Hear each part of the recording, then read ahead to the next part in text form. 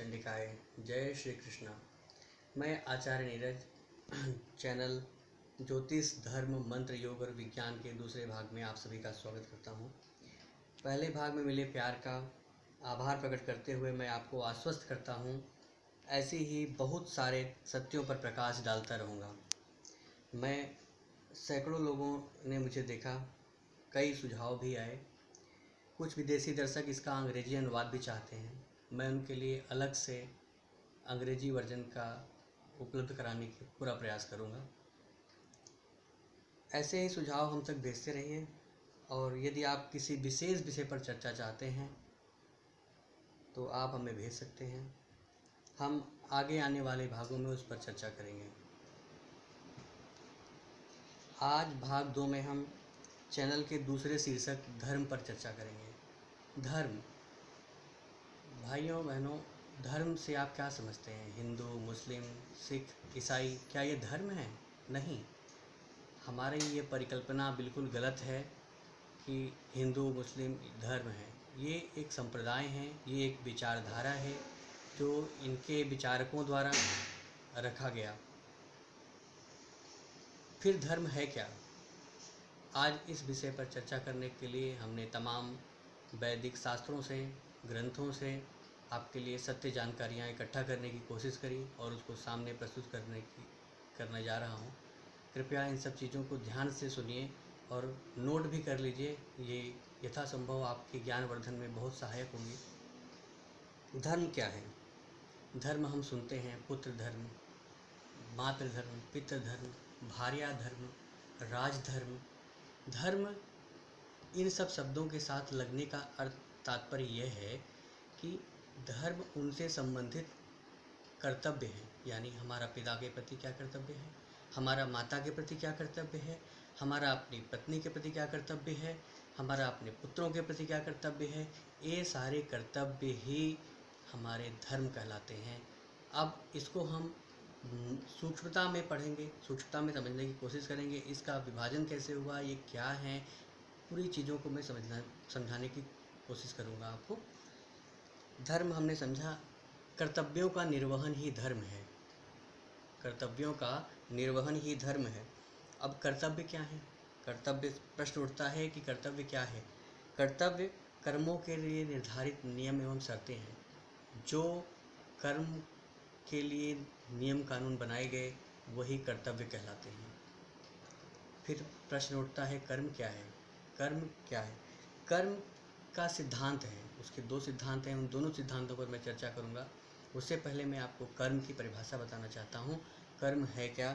कर्म मन, वचन एवं शरीर से की गई क्रिया को कर्म कहते हैं। यानी विचार और क्रिया के संयोग से उत्पन्न होता है कर्म। अब विचार प्लस क्रिया को हमने कर्म कह दिया। इस पे सोचने वाला विषय है। यदि हमारे विचार गंदे हों, कर्म अच्छे हों, तो भी हमारा कर्म गंदा ही माना जाएगा।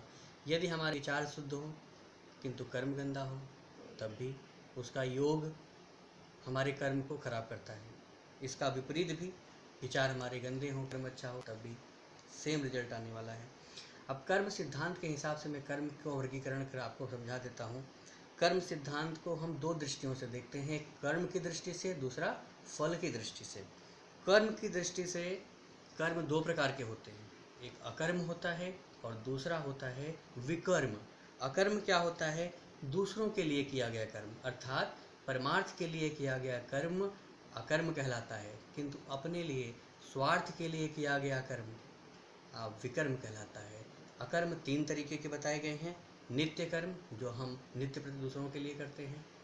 नित्य काम कर्म, यानी विशेष पर्वों पर, किसी उत्सव पर हम किसी को दान करें, किसी दूसरों के लिए सहायता करें, किसी विशेष अवसरों पर करें, ये नित्य काम कर्म कहलाता है। तीसरा है प्रायश्चित कर्म। यदि हमसे कोई अपराध हो जाए किसी अन्य के प्रति, उसका जो प्रायश्चित कर्म होता है वो तीसरा प्रकार है अकर्म का। इसके अलावा विकर्म होता है, जो अपने स्वार्थ के लिए करता है इंसान। इसके 2 कर्म हैं, एक काम्य कर्म है और एक निषेध कर्म है। काम्य कर्म वह है जो किसी मनोकामना की पूर्ति के लिए इंसान स्वयं करता है, जैसे परिवार के भरण पोषण के लिए जीवन यापन का अर्जन। जैसे किसी आपको कार खरीदनी है, आप उसके लिए पैसा इकट्ठा करेंगे, काम में कर्म में आता है। यानी मनुष्य, जो सामान्य मनुष्य है, वो जो रोज़ नित्य कर्म करता है, वो उसका काम में कर्म होता है। दूसरे होते हैं निषेध कर्म, जो व्यक्ति को रोके गए हैं, शास्त्रों में रोका गया है कि इन कर्मों को ना करें, जैसे चोरी है, किसी को पीड़ा पहुंचाना है, किसी को दुख पहुंचाना है, किसी की हत्या करनी है, ये सारे कर्म आपके आते हैं निषेध कर्मों में। अब फल, दूसरा हमने बताया था 2 सिद्धांत कर्म के, पहला कर्म की दृष्टि से, दूसरा फल की दृष्टि से। अब हम फल की दृष्टि से समझ लेते हैं। एक होता है फल की दृष्टि से, इनको 3 वर्गीकृत किया गया है: दृढ़ कर्म, अदृढ़ कर्म और दृढ़ादृढ़ कर्म। दृढ़ कर्म क्या होता है? वह कर्म जिसका फल निश्चित है, अर्थात आयु पूरी होगी, आपकी मृत्यु होनी निश्चित है। इसी प्रकार से अदृढ़ कर्म का वह फल जो स्थायी नहीं है, जैसे खांसी है, बुखार है, आपको कोई बीमारी है, वो उसका स्थायित्व है, थोड़े समय बाद वो नष्ट हो जाएगी। दृढ़ादृढ़ कर्म का ऐसा फल जिसमें स्थायित्व की कोई संभावना नहीं है। अभी कोविड-19 है, कोरोना वायरस फैला हुआ है, इसका कोई स्थायित्व का निश्चित नहीं है कि कब तक रहेगा, कब जाएगा। इसलिए ऐसे कर्म का फल जिसमें स्थायित्व की संभावना बनी रहे, इस कर्म को कहते हैं दृढ़ादृढ़ कर्म। वैदिक शास्त्रों में कर्म और कर्म फल का संबंध अभिन्न है। इसका शाश्वत नियम है, कर्मफल प्रायः कर्तव्य के अहंकार से होता है तथा कर्मफल कर्ता को ही भोगना पड़ता है। ये 2 वैदिक शास्त्रों में कर्म और कर्मफल के संबंध बताए गए हैं। ये सामान्य नियम है, किंतु सैकड़ों नियम उपनियम बताते हैं कि कर्म फल के अनेक भागीदार होते हैं, किंतु इनमें से माता पिता, पुत्र पुत्री, जीवन साथी, देश का शासक और गुरु, इन्हें चाहे कर्ता के कर्म का ज्ञान हो या ना हो, ये फल के भागीदार होते ही हैं। इसी प्रकार कर्म का आदेश देने वाला, उसका समर्थन, उसकी प्रशंसा, उसका निंदा या विरोध करने वाला भी कर्म का फल पाता है। भगवद गीता के 4th अध्याय के 17वें श्लोक में कहा गया है, गहना कर्मणो गति, कर्म की गति बहुत जटिल है। कर्म के फल कब, कहाँ और कैसे प्राप्त होंगे, इसका मार्गदर्शन ज्योतिष शास्त्र में है।